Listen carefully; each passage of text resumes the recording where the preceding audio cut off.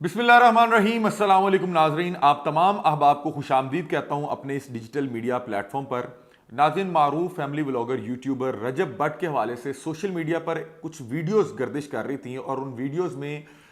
दो लड़के मौजूद हैं जिन्होंने एक साहब को बैठ के इंटरव्यू दिया और उस इंटरव्यू में उन्होंने इंकशाफ किया, कुरान मजीद उठा के हल्फ दिया कि उन्हें जो रजब भट्ट हैं उन्होंने और उनकी फैमिली ने उन पर तशद्दुद किया, उनको जो है मारा पीटा और उसके बाद उनको धमकाया। उसके बाद वो बता रहे हैं कि इस वाक़े को एक हफ़्ता हो चुका है और वो डर गए थे, सहम गए थे और इस पर उन्होंने किसी किस्म की कोई कानूनी कार्रवाई नहीं की और वो ये तमाम चीज़ें कुरान मजीद हाथ में लेके हल्फन बयान कर रहे थे। और उन्होंने ये भी इल्ज़ामात लगाए कि रजब भट्ट और उनकी फैमिली जब उन पर तशद्दुद कर रही थी, उन्हें डरा भी रही थी और साथ उन्हें उनका जो चैनल था वो शायद डिलीट करवाया। तो इन वीडियोस के वायरल होने के बाद रजब भट्ट से मैंने रब्ता किया, मैंने सोचा कि इससे पूछूं क्या मामला था, क्योंकि बहुत से लोग चंद व्यूज़ के लिए भी इस तरह की चीज़ें करते हैं। हाल ही में जब रजब भट्ट के घर फायरिंग का अफसोसनाक वाक़या हुआ तो हमने उस पर एक प्रोग्राम भी किया था और रजब भट्ट से बातचीत करके भी, और बाद में जब उसके मुल्ज़मान पकड़े गए उन्होंने भी जो CIA की हिरासत में जो बयान दिए, उन्होंने बाकायदा तौर पे ये चीज़ मानी। उन्होंने इकरार किया कि उन्होंने ये तमाम तर चीज़ें जो ये फायरिंग का वाक़या था वो उन्होंने कुछ व्यूज़ हासिल करने के लिए किया, for the sake of some views उन्होंने इस तरह की हरकत की। ये वहाँ पे जाके मैस क्रिएट कर रहे थे और इसकी वीडियोस बना के जब उन्होंने सोशल मीडिया पे लगाई तो उस पर बहुत ज़्यादा व्यूज़ मिले। अब जब ये वीडियोस वायरल हुई तो मुझे लगा कि शायद जो रजब भट्ट है इस वक्त सोशल मीडिया पे बहुत ज़्यादा डिस्कस हो रहा है, तो किसी ने जानबूझ के व्यूज़ हासिल करने के लिए इस तरह की कोई चीज़ किया है। तो मैंने फिर रजब भट्ट से रब्ता किया। रजब भट्ट से मेरी क्या बात हुई वो तमाम तर तफसीलात आज इस व्लॉग में आपके सामने रखूंगा, बल्कि मैंने रजब भट्ट के साथ इस हवाले से एक इंटरव्यू भी किया। रजब भट्ट इस वक्त इस्लामाबाद में मौजूद थे। इस्लामाबाद और लाहौर में आपको पता है चंद दिनों से इंटरनेट के हवाले से कुछ मसाइल चल रहे हैं, तो हमने काफ़ी कोशिश की, वो आप इसी प्लेटफॉर्म पे आपने वो इंटरव्यू देखा भी होगा, लेकिन उसमें बार बार हो क्या रहा था, आवाज़ तो ठीक आ रही थी लेकिन जो विजुअल्स थे वो बार बार कभी मेरे स्टक हो जाते थे, कभी उनके स्टक हो जाते थे। तो मैंने सोचा जो मेरी तफसीलन रजब भट्ट से इस वाक़े के हवाले से गुफ्तगू हुई तो मैंने सोचा कि क्यों ना उसको मैं एक बेहतर अंदाज में खुद आपके सामने रख देता हूँ। रजब भट्ट से जब मैंने रब्ता किया, बल्कि हमारी बात हुई, तो रजब भट्ट ने खुद बताया कि यार इस तरह एक मामला हुआ है। तो मैंने पूछा कि क्या इस हवाले से को बताएं कि ये क्या कुछ व्यूज़ हासिल करने के लिए कोई सिर्फ स्टंट कर रहा है या इसमें कोई हकीकत भी है। तो रजब भट्ट ने कहा कि मैंने वाक़यातन इन लोगों को जो है फेंटा लगाया। और मैंने पूछा भाई आपने क्यों फेंटा लगाया, तो उन्होंने कहा कि असल में होता क्या है कि पिछले महीने की 27 तारीख को इनके घर ये फायरिंग का वाक़या होता है और उसके बाद वेरी नेक्स्ट डे कुछ वो बता रहे कंटेंट क्रिएटर से जो पहले भी आके इनसे शॉर्ट आउट लिया करते थे और वहाँ पे आके मुख्तलिफ तरह की वीडियोस बनाया करते थे। अब उन्होंने कहा कि ये कुछ लोग थे, ये मेरी और मेरी फैमिली को लेके कुछ ऐसी अजीबो गरीब बेहूदगी और मिमिक्री कर रहे थे जिसमें ये मेरा किरदार भी बन जाया करते थे, उसकी मिमिक्री करते थे, मेरी जो सिस्टर हैं उनका किरदार बन के मिमिक्री करके और फिर बेहूदगी मतलब कि उल्टी सीधी बातें करना और फिर उनके ऊपर उल्टी सीधी कैप्शन लिखना। तो उन्होंने कहा कि मैं कुछ वैसे भी थोड़ा सा अपसेट था कि घर में जैसे फायरिंग हो गई कि ये कैसे हो गया, फिर मैं थाने और CIA के चक्कर भी लगा रहा था। अब ये वीडियोस हम कुछ अरसे से देख रहे थे और परेशान थे और इसी वजह से वो बता रहे थे कि मेरी बहन डिप्रेशन में भी 3 हफ्ते रही और उन्होंने बाकायदा तौर पे ये कंटेंट बनाना भी छोड़ दिया। उन्होंने कहा कि मैंने यूट्यूब पे काम ही नहीं करना, लोग तरह तरह की जो है वो मिमिक्री करते हैं, रोस्ट करते हैं और फिर उसमें जिस तरह की ज़ुबान इस्तेमाल करते हैं और फिर जिस तरह की कैप्शन लिखते हैं। तो उन्होंने कहा कि मेरी फैमिली बड़ी परेशान थी और डिप्रेशन में थी। फिर ये फायरिंग वाला वाक़या और फायरिंग वाले वाक़े के वेरी नेक्स्ट डे 28 तारीख को उन्होंने बताया कि ये 3 अफराद अपना कंटेंट बनाने और उस कंटेंट में इन्होंने मेरी और मेरी फैमिली की नकलें उतारनी थी और बेहुदा अल्फाज का इस्तेमाल करना था। ये बजाय कि मेरे घर के नीचे आते ये मेरी बहन के घर मतलब कि जो मतलब कि उनका ससुराल है वहाँ जाते हैं और उनके गेट के बाहर खड़े होकर बाकायदा तौर पे वहाँ पे बता रहे हैं कि एक शख्स रजब बना हुआ है, एक जो इनकी बहन है गज़ल वो बना हुआ है, मतलब कि उनका किरदार निभा रहा है और फिर इतनी बेहुदा ज़ुबान का इस्तेमाल कर रहे हैं। उन्होंने कहा हमें तो इन पे पहले बड़ा गुस्सा था।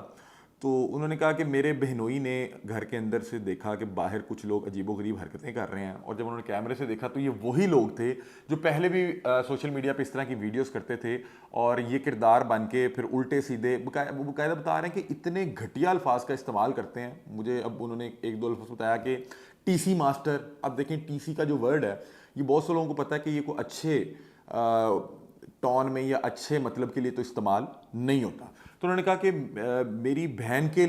मतलब कि लिए इस तरह के वर्ड इस्तेमाल करना, फिर उस तरह की कैप्शन लिखना और उसका किरदार निभाते हुए बेहूदगी बकना, तो उन्होंने कहा कि कोई भी शख्स होगा वो ये चीज़ बर्दाश्त नहीं करेगा। तो उन्होंने कहा जो मेरे बहनोई थे उन्होंने इन लोगों को वहाँ पे बुलाया और बाकायदा तौर पे गुस्सा किया। फिर मुझे फ़ोन आया, उन्होंने कहा मुझे उस टाइम मैं परेशान भी इतना था, गुस्से में था, तो मैंने वहाँ पे फिर इनकी अच्छी तरह से फंड लगाई, कोटल लगाई। उन्होंने कहा कि ये है तो छोटे छोटे बच्चे थे 20-22 साल के, और एक दो थप्पड़ पड़े तो ये बेचारे वहाँ पे फिर परेशान भी हो गए, रोने लग गए। फिर कहते हैं कि ये जो इल्ज़ाम लगा रहे हैं कि मेरी वालदा ने भी वहाँ पे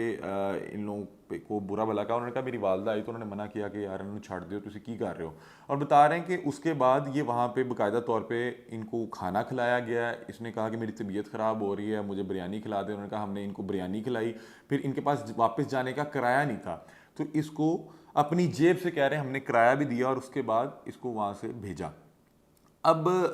ये एक हफ्ते बाद ये सोशल मीडिया पे आके जो उसने कहा बात कर रहे, उसने कहा यार मेरे घर के बाहर देखें, मुझे अच्छा लगता है, मेरे से चाहने वाले मुझे आके मिलते हैं, मैं भी उनसे मिलता हूँ, लेकिन मेरी एक अपनी पर्सनल लाइफ भी है। अगर मेरे घर के बाहर आके कोई मेरी जो फैमिली मेम्बरान है, मेरी वालदा है, मेरे वालिद हैं, मेरी बहन है, मेरे जो मेरे साथ जुड़े हुए रिश्ते हैं, उनके ख़िलाफ़ उल्टी सीधी ज़ुबान का इस्तेमाल करेगा, अगर कोई भी आके वहाँ बरके मारेगा या कोई भी आके वहाँ पे हवाई फायर करेगा या कोई भी आके वहाँ पे मेरी फैमिली को हरासा करने की कोशिश करेगा, तो उन्होंने कहा आप क्या एक्सपेक्ट करते हैं कि मैं उन लोगों को सर पे बिठाऊँ? उन्होंने कहा बतौर ह्यूमन, बतौर इंसान मुझे भी गुस्सा आएगा, मुझे बुरा लगेगा कि यार अब वो कह रहे, मैंने उनसे आगे से सवाल किया कि आप जैसे कि आपको लोग जानते हैं, लोग आपसे मोहब्बत भी करते हैं, जहाँ पे लोग आपसे मोहब्बत करते हैं वहाँ पे फिर आपके लोग मुखालफिन भी होते हैं, लोग आप पे तनकीद भी करते हैं, तो आपको नहीं लगता कि आपको ये तनकीद सुननी चाहिए थी, बर्दाश्त करनी चाहिए थी? अब आप हर शख्स को इस तरह से तो नहीं जवाब दे सकते। तो उन्होंने कहा यार देखें, मेरे घर के बाहर आके कोई मेरी फैमिली के मुतालिक उल्टी सीधी ज़ुबान इस्तेमाल करेगा तो ज़ाहिर बात है मैं फिर इसी तरह से आगे से रिएक्ट करूंगा। उन्होंने कहा आप कोई शख्स रोस्ट करना चाह रहा है या मेरे पे तनकीद करना चाह रहा है, मेरे खिलाफ कोई वीडियो भी बनाना चाह रहा है, अपने घर बैठ के करे, अपने घर के बाहर खड़े होकर करे, मेरे घर के बाहर आके क्यों कर रहे हैं? उन्होंने कहा कोई भी शख्स, जो भी आप लोगों में से देख रहा है, उन्होंने कहा किसी भी शख्स के घर के बाहर कोई भी एरा गैरा कोई भी शख्स, साजा माजा गामा कोई भी आके आपकी फैमिली के मेम्बरान के नाम लेके वहाँ पे रीएनैक्टमेंट करे, वहाँ पे नकल उतारे या मिमिक्री करे, तो बतौर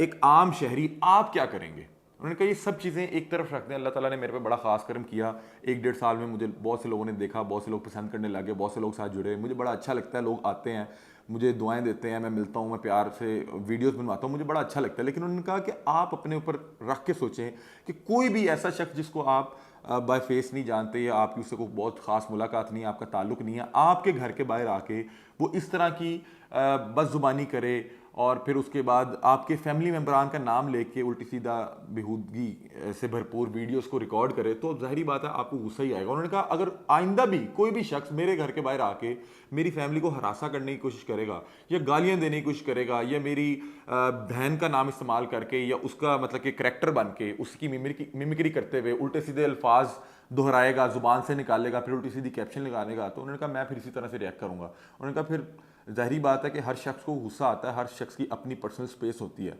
वो कोई भी डिस्टर्ब करेगा तो फिर हर शख्स उसी तरह से, हर शख्स का एक तरीका होता है रिएक्ट करने का। तो उन्होंने कहा वो एक तरीका था और उन्होंने कहा मैंने इनको किसी किस्म का कोई डराया धमकाया नहीं, मैंने जाहिर बात है मुझे गुस्सा था कि आप क्या कर रहे हो और ऊपर से मेरे घर की दीवार के साथ आके कर रहे हो, मतलब कि आपने करना है आप जहां मर्जी बैठ के करें। मतलब कि मैं, बहुत से लोग तनकीद करते हैं, बहुत से लोगों को नहीं जानता, लेकिन अगर आप वही हरकत मेरे घर के बाहर आके करेंगे तो जाहिर बात है कि मेरा भी खून जो है वो जोश मारेगा, मुझे भी गुस्सा आएगा कि यार ये लोग अब ये तमाम बेहूदगी मेरे घर के बाहर आके कर रहे हैं। बहरहाल इस तरह की चीज़ नहीं होनी चाहिए थी। मैंने भी उसको अपने तौर पे जो मेरा ख्याल था, जो मेरा अंदाज़ा था, जो मेरी राय थी वो मैंने उनको दी कि यार आपको बहरहाल इस तरह नहीं करना चाहिए था। और सोशल मीडिया पे पिछले तकरीबन एक हफ्ते से पहले वो फायरिंग डिस्कस होती रही, अब ये चीज़ें डिस्कस हो रही हैं, तो बहरहाल उन्होंने भी कहा कि हाँ यार बस, लेकिन क्या मतलब कि ज़ाहिर बात है कि नाज़रीन आप लोग भी समझ सकते हैं कि फ़ैमिली तो हर शख्स की होती है और बहुत से जो चाहने वाले होते हैं असल में उन्हें कई बार मतलब कि उनको ये समझ नहीं आ पा रही होती कि हर शख्स की एक पर्सनल लाइफ भी है।